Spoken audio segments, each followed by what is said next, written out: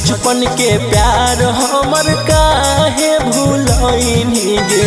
जियते जिंदगिया में अगिया लगइनी अगे रनिया काहे गइनी हमारा भुलाए। अगे जानू काहे गइनी हमारा भुलाए।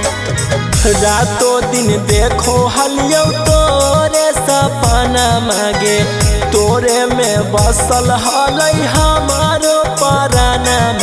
अगे रनिया काहे गइनी हमारा भुलाए। अगे सोना काहे गइनी हमारा भुलाए।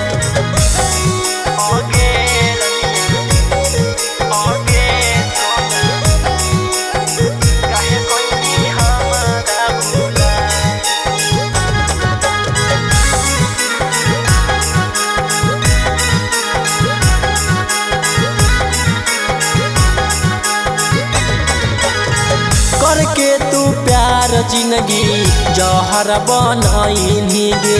वादा कइनी सातो जनम एको नानी भइनी गे। करके तू प्यार जिंदगी जहर बनइनी गे। वादा कइनी सातो जनम एको नानी भइनी गे।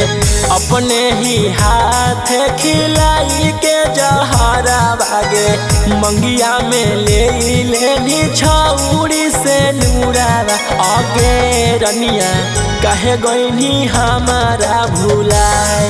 अगे सोना काहे गइनी हमारा भुलाए।